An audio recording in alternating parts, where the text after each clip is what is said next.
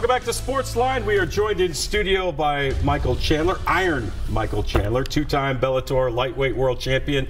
Talking a little MMA fighting today. It's great to have you here, man. Thank you. Thanks for having Having fun me. so far? Having a blast. Like I said, before every segment, I got to make sure he's still in a good mood because I don't want to get knocked out. If he's let's take our first call. Let's see what Brian on line 1 has to say. Good evening, Brian. You're on with JB and Michael Chandler. Hey, are you guys into like that mixed martial arts and that cage match stuff? In the what? That mixed martial arts and the cage matches. Is this what this is about? Or yeah, this is a two-time world champion here. MMA, mixed martial arts, man. Well, that's what I thought, because I used to know a guy in Knowlesville Road. He had a gym back about 10 years ago. He might know him. It was right off of 440, and you came right off of Romer's Pizza, and you came right behind there. You know that guy? He was a good guy, man. You know what I'm talking about? No, I'm not sure. I don't know either. Like I said, he knows what I'm talking about. They were good, man. I'm telling you what. You an MMA fan? You watch MMA?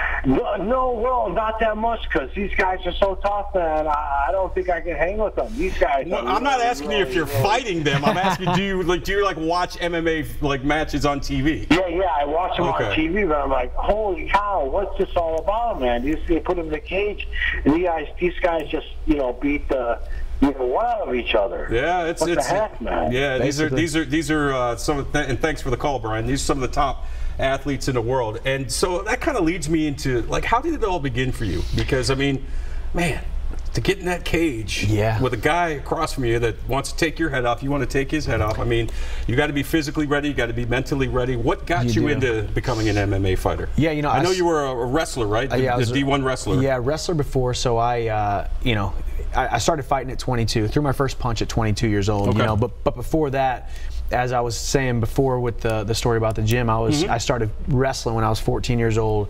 Wrestled all throughout high school. Didn't become a state champion. That was always my goal. Wanted to be a state champion. I was left with a little bit more because I took second my senior year. I wanted a little bit more, and I was getting some college scholarship offers from some smaller schools, Division III, Division II, NAIA. But something in my heart, something was tugging at me, saying, if you're going to wrestle at the Division I level. Wrestle as high as you can. Shoot for the moon, and the worst that can happen is you fail and everyone laughs at you, and you go about your. I mean, because I had everyone. I'm from a small town in St. Louis. And a lot of people were saying, why are you going to go to Mizzou? And what if you just ride the bench the whole 5 years you're there? What if you're just if you go there and quit? But I went there, got beat up my first year, stuck to it, then became a 4-time starter, 4-time national qualifier, and then an All-American my senior year. And I was just extremely blessed to have, like I said, hard work and great people around me. The current UFC welterweight champion Tyron Woodley and the former Bellator welterweight champion Ben Askren, as well as ONE FC champion Ben Askren, were both guys that were like big brothers to me. They saw something in me, and they said, that kid right there, he's not very good. As a matter of fact, he's not very good at all. He's actually pretty bad, but he works really hard. He wants to be good. He believes in the system. He has bought into that Mizzou Tiger mentality, and they took me under their wing, and they helped me, and they built me, and they poured into me, and those two guys became my big brothers. And then Tyron started fighting, and then Ben started fighting, and I said, I was like, man, I guess I'll just give this thing a shot. And I graduated in May of 2009, bought my first fight in August of 2009, won by first-round TKO, and I haven't looked back since. And I've been fighting for 8 or 9 years. I tell you, it's amazing though. What was it like though, going from wrestling training into MMA fighting? Because it's obviously not just wrestling. It's striking. It's jiu-jitsu. It's all these different things. It's danger. I mean, the biggest danger you have, of course, there's injuries there's injuries in wrestling and in both sports, but there's a lot of danger in mixed martial arts. You got elbows and knees and punches coming at you from all angles.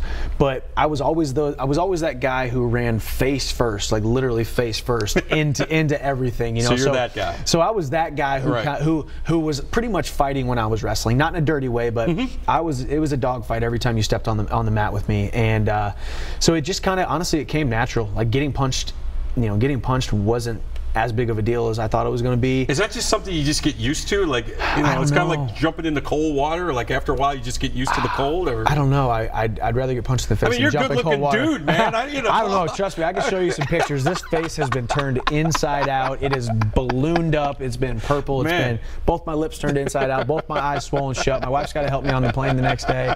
I got TSA pre-check, or they let me on pre-boarding because one day I looked at the lady. I said, "Ma'am, my wife needs to clean my wounds. Would you mind putting us on the plane first?" She goes, "Oh, sweetheart," and just like, "Yes, go ahead." And she just printed us some new boarding tickets. That's awesome. So it's pretty crazy, but like I said, I always ran face first into the danger, and I'll never forget. I was down at Lake of the Ozarks, Missouri, not too far from here. I fought my first fight, and I was almost nervous that I wasn't nervous. I was almost I was baffled at how nervous I was not. I was about to step into a cage against a guy who wanted to get in a fight with me, and I was looking at it just kind of like a wrestling match. I was like, well, here goes nothing. Right. And then bell rang, and then 2 minutes later they pulled me off of him, and I got my first win. You probably don't remember much. Probably just were you seeing red? I mean, what was it like? I don't see red. So there's that fine line between, we're all motivated by different things. Right. Same thing with rugby. Maybe some guys are more cerebral. Some guys are a little more cerebral. And that's how I played. I'm an ex-rugby player, so I played very cerebral. I didn't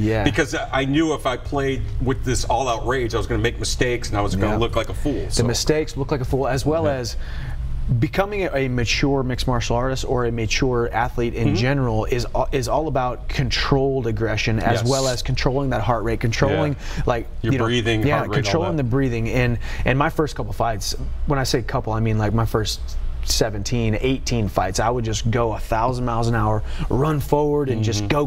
My goal was always to just, you might beat me in the first round, you might beat me in the second round, but eventually I will break you, and I will get my hand raised. And that's not always the best path to victory, what I've realized, So you see me, I'm a little bit more composed now, a little bit more cerebral, a little bit more of a veteran. And I don't remember any of my first 15, 18 fights, and now I'm starting to piece things together, and I can think back to my last fight because I'm thinking more with my brain and not just my brawn when I'm in there in that fight. Do you go in with a game plan based on the opponent? Yeah, there's always kind of there's an 80-20 or 90-10 rule with me. I think like I said, I've been given some amazing gifts, and I don't want to squander them. So I'm constantly working on how can I make myself the best fighter I can possibly be. About 85 to 90% of the time, but then that last 15, that last 10% of the time, focus on watching film, focus on watching previous fights from my opponents, focus on the little small intricacies, the little small tendencies that turn into habits, and habits that turn into things that are going to be openings for the fight, and where a guy's vulnerable, where he's great at. Let's stay out of the places he's great. Let's exploit the places where he's not so great. So it's kind of like football or any other sport where you kind of do your film study and you try to figure out your game plan, your plan of attack. Right? Yeah, absolutely. I mean, that's kind of one of the things is trying to plan more, so you can never know what to expect. Let's be honest, it's a fight. Sure. You're tied onto a tornado, and you have to be ready. I mean, a lot of my training is mental too. I mean, where I'm focusing and I'm visualizing, and I visualize myself stepping into the cage, and I smell the smells, and I hear the crowd, and I feel the canvas under my feet. I see myself doing well. I see myself being dominant, but then I also see myself getting visualization. I can't even say it. Positive visualization. Yeah, and then I talk for a living. Yeah, exactly. That? Right. They pay me to do this. But then I also play scenarios in my head where bad things are happening, but I'm controlling my breath. I'm controlling my breathing. I'm controlling my heart rate. But just by doing those things, you've already kind of fought the fight before the fight happens. And so mental training is just as important as the physical training and the spiritual training. So he's one of the best MMA fighters in the world, Michael Chandler, joining us in studio here on SportsLine. Let's go back to the phones. What do you say? Sounds good. Got Clark on line 1. Hey, Clark, what's up? Hey, how's it going? First off, let me say thank you for bringing your skills, passion, ability, charisma, and talents to Nashville and the MMA scene. I thought you were talking to me for a second. You're talking to Michael? Yeah. Thank you so much, man. I really, really appreciate that. I appreciate that. You a big MMA fan, Clark? Actually, I'm a MMA fighter. I'm a Marine. Is my background. Oh, rock and roll. I'm a combat veteran from Iraq and Afghanistan. I got wounded in Afghanistan in 2010, and it ended my career. Yeah. Well, first of all, we want to, as we get close to 4th of July, we definitely want to thank you for your service. Yeah, by the way. Thank you so much, Clark. Pleasure and honor. It's a privilege to lead the nation's greatest asset on the battlefields against our enemies, both foreign and abroad. So. you know, you can't ask for any better honor than that.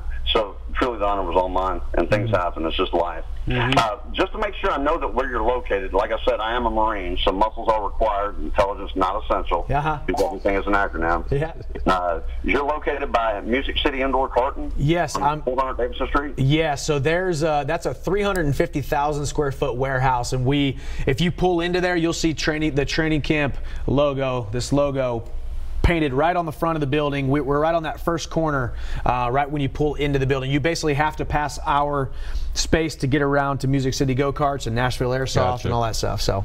Okay, I think I saw where you were being built back in the wintertime a while back. So. I actually do. I think I know where you're at. Yes, sir. Do you accept volunteers to assist in any of your programs or anything like that? Do you have any volunteer programs for you know, part-time or something like that? We don't currently, but we are always, you know, we are a brand new gym. We're going with the flow, and like I said, like we're sitting here talking. I mean, I love surrounding myself with great people. I love to find people that want to work hard and that want to believe in something and really bring something great to the table at all times, you know, and bring something great to this life. So we're always open to it. We're always looking to grow. We're always looking for new ways to expand and really turn training camp into something that can really make a big impact. So we're definitely open to it. I provide military discounts or discounts to veterans or anything of that nature? Yes, we do. We have a military discount and, yeah, servicemen and women as well as first responders. And Clark, we're going to have a graphic up later in the show with the address of the gym and all that stuff. So make sure you're checking that out, my man. Awesome. Yeah, I already wrote it down, but thank you. I appreciate it. And that actually helps some other people, and I'll pass the word out as well.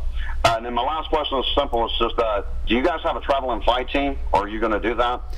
As of right now, so we roll out our MMA programs for the general public on Monday, July 2nd, and that's when we start them. And yeah, my goal behind training camp was to build the perfect training camp for not just fighters, but for all walks of life, from the fitness side of things to the combat sports side of things to the recovery side of things. We have a chiropractor and massage therapist on staff, so we've covered all bases. So my goal is to build a phenomenal fight team here. I will lead it, and I will select the best people, the best coaches I possibly can, and we're going to surround ourselves with great people, and we're going to push each other, and we're going to do some great things. My goal when I moved here to Nashville was to make Nashville a fight city. Nice. Nashville is too great of a city, too innovative, and too thriving of a city not to have an awesome MMA program here, and that's my goal. And we got the space, we got the talents, and we got the people, and I'm excited to do that here in the next coming months. So that means you're here to stay, right? I'm here to stay, man. You can't get rid of me, Clark. That sounds great, brother. Appreciate everything. Keep fighting on, brother. Yes. I hope to meet you someday in person. Yes, sir. Clark, Thanks, Clark. Thank you so much for the call. Enjoy the 4th of July, and once again, thank you so much for your service. Hey, thank you, guys. Appreciate your time. All right. Thanks, Clark. That's Clark checking in. It's good to know, right? And we've talked about this. When you have positive impacts on people's lives and people want to follow you and be a part of what you're doing. I mean, we talk about natural highs a lot. That's got to be high on your list. Yeah, it really is the greatest part about what I get to do. I mean, if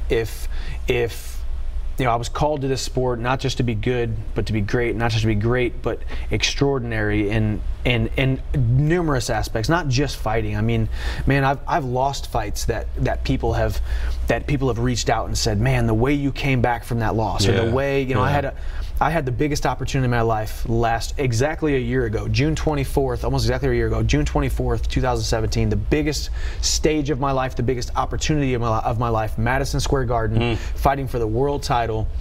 I was warming up in the same locker room that Mike Tyson warmed up in. I walked the same hallway that Muhammad Ali walked in. Fought in that same vicinity within 10 feet of Ali, Frazier, and Tyson in those fights.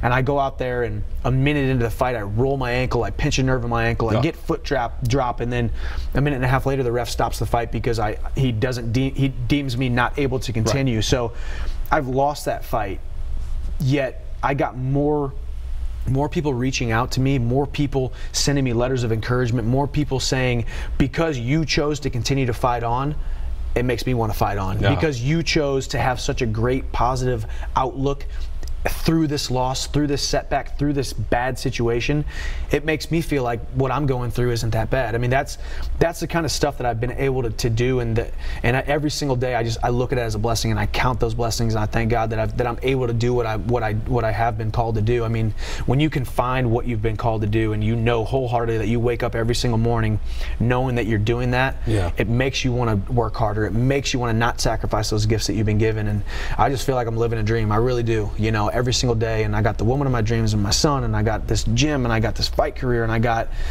everything. I'm just extremely blessed, and it's so with that, it makes me want to help as many people as I possibly can. I love it. All right, when we come back, we're going to talk about the first time you became a world champion, what that was like, and we want to talk about what it's like for you to get ready for a fight, training, diet, the whole deal, plus your phone calls. More with Iron Michael Chandler right here on SportsLine. Stay with us.